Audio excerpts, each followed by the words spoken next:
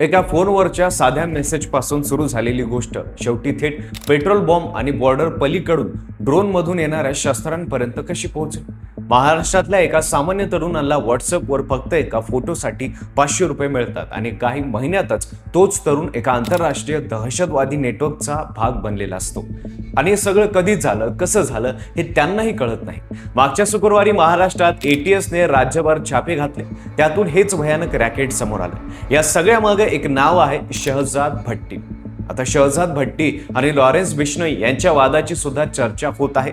तर नेमकं काय आहे संपूर्ण प्रकरण, आजच्या व्हिडिओच्या माध्यमातून हे सगळं पाहू. तर त्याआधी चॅनलला सबस्क्राईब करायला विसरू नका.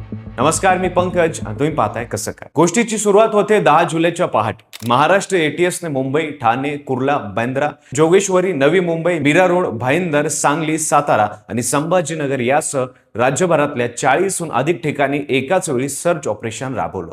ATSच्या 14 युनिट्सने मिळून राज्यभरातून तब्बल 112 जणांना शोधून काढलं, ज्यांचा शहजाद भट्टीशी सोशल मीडियाच्या माध्यमातून संपर्क आल्याचा संशय आहे.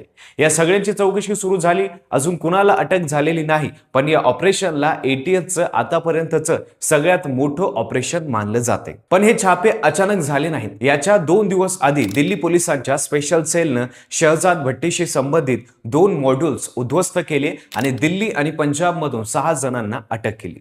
चौकशीत जे समोर आलं ते धक्कादायक होतं. दिल्लीतल्या महत्वाच्या ठिकाणी पेट्रोल बॉम्ब हल्ल्याचा कट रचला जात होता. यातला एक आरोपी दानिश उर्फ चांद मिया याला दिल्लीतल्या पोलीस ठाण्याची, आनंद विहार बस टर्मिनलची, रेल्वे स्टेशनची आणि गर्दीच्या बाजारपेठाची रेकी करण्याचं काम दिलं होतं आणि यशस्वी झाल्यास 20,000 रुपयाचं आमिष दाखवलं होतं. या रॅकेटचे व्हिडिओ एका बॅन असलेल्या मेसेजिंग ॲपवरून थेट भट्टीपर्यंत पाठवले जात होते. राजघाटकाजवळच्या विजय घाट परिसरातून पेट्रोल बॉम्बही जप्त करण्यात आले आणि सगळ्यात महत्वाचं म्हणजे हे 6 जण आणखीन 10 पाकिस्तानी स्थित लोकांच्या संपर्कात होते, जे सगळे भट्टीसाठी काम करत होते. आता शहजाद भट्टी नेमका आहे कोण? लाहोरचा हा गुंडा सध्या मुंबईतून आपलं नेटवर्क चालवतो आणि पाकिस्तानच्या ISIशी त्याचे संबंध असल्याचं भारतीय तपास यंत्रणाचं म्हणणं आहे. सोशल मीडिया, एन्क्रिप्टेड ॲप्स आणि अगदी ऑनलाईन गेमिंग प्लॅटफॉर्मचा वापर करून तो भारतीय तरुणांना घेरतो, त्याच्याशी मैत्री करतो आणि हळूहळू त्यांना जाळ्यात ओढतो.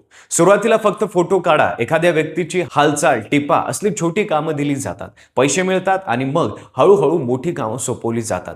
ATSच्या तपासात हेही समोर आलं की भट्टीचा जवळचा साथीदार राणा अवीम उर्फ राणाभाई हा देखील पाकिस्तानातून याच नेटवर्कचं काम सांभाळत असल्याचा संशय आहे आणि महाराष्ट्रातल्या एका राजकीय नेत्याचा भट्टी आणि राणा अवीम यांच्याशी संबंध असलेला वाद वेगळ्या तपासाचा विषय बनलाय. भट्टी आणि लॉरेन्स बिश्नोई हे कधी काळी एकमेकांचे जवळचे मानले जात होते. 2024 मध्ये एक व्हिडिओ समोर आला होता, ज्यात लॉरेन्स ईदच्या निमित्तानं भट्टीशी बोलताना दिसत होता. बाबा सिद्दीकी हत्याकांडातला महत्वाचा आरोपी जिशान अख्तर, जो बिश्नोई गँगचाच ऑपरेटिव्ह होता, त्याला भारतातून पळून जाण्यासाठी भट्टीने मदत केल्याचा आरोप आहे आणि अख्तरने एका व्हिडिओत भट्टीला थेट मोठा भाऊ म्हणून संबोधलंही होतं. पण एप्रिल 2025 मध्ये झालेल्या पहलगाम दहशतवादी हल्ल्यानंतर हे समीकरण पूर्णपणे बदललं. भट्टीनं लॉरेन्स आणि त्याच्या गँगला थेट पाकिस्तानात येण्याचं आव्हान दिलं आणि दोघांमध्ये हे नातं कट्टर वैराच्या टोकाला पोहोचलं. फेब्रुवारी महिन्यात बिश्नोई गँगनं पोर्तुगालमध्ये भट्टीवर हल्ला केल्याचा दावाही केला होता आणि याच काळात एक नवीन नाव भारतीय सुरक्षा यंत्रणाच्या रडारवर आलं, तेहरीक तालिबान हिंदुस्तान.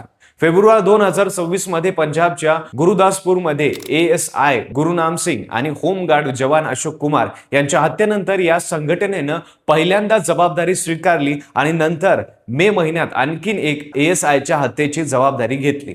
तपास यंत्रणाच्या मते ही काही मोठी संघटित दहशतवादी संघटना नाही, तर भीती निर्माण करण्यासाठी आणि जबाबदारी झटकण्यासाठी वापर जाणारं एक नाव आहे आणि याच्या मागेही तो शहजाद भट्टी आहे. पंजाब, हरियाणा, उत्तर प्रदेश, राजस्थान, दिल्ली, उत्तराखंड, तेलंगणा आणि आता महाराष्ट्र या सगळ्या राज्यांमध्ये एकाच वेळी वेगवेगळ्या दिसणाऱ्या घटनांचे धागे शेवटी याच एका नावाकडे घेऊन थांबतात. आता स्थिती काय आहे? तर महाराष्ट्रात 112 जणांची चौकशी सुरू आहे. त्यांची सोशल मीडिया चॅट हिस्ट्री आणि आर्थिक व्यवहार तपासले जात आहेत. भट्टीनं कधी भारतात पाऊल टाकलेलं नाही आणि तो भारतीय नागरिकही नाही. त्यामुळे त्याच्यावर थेट कारवाई करणं दुबई आणि पाकिस्तान सोबतच्या राजनैतिक सहकार्यांवर अवलंबून आहे. त्याच्या विरोधात दिल्ली, उत्तर प्रदेश, पंजाब, हरियाणा, राजस्थान आणि उत्तराखंड मध्ये मिळून डझनभरून अधिक FIR नोंदवले गेले आहेत आणि NIF ने 2 स्वतंत्र गुन्हे दाखल केले आहेत. या सगळ्या प्रकरणातून एक गोष्ट स्पष्ट होती, आजचा दहशतवाद बंदुकीच्या गोळीने नाही तर मोबाईलच्या स्क्रीनवरून सुरू होतो. एक साधा मेसेज, एक फोटोचं काम आणि 500 रुपयाचं आमिष, इतक्या छोट्या गोष्टीतून एखाद्याचं संपूर्ण आयुष्य कायमचं बदलू शकतं. हे लक्षात कोण घेणार? सीमेपलीकडून चालणारे हे नेटवर्क आता शहरापुरतं मर्यादित राहिलं नाही. हे आजचे छापे सांगताय. तुम्हाला हे प्रकरण किती गंभीर वाटतं आणि असे तरुण या जाळ्यात अडकण्यापासून कसे वाचवता येतील याबद्दल तुमचं मत कमेंटमध्ये नक्की सांगा. व्हिडिओ आवडला असेल तर लाईक करा. चॅनलवर नवीन असेल तर चॅनलला सबस्क्राईब करायला विसरू नका आणि पाहत राहा फक्त कसं काय.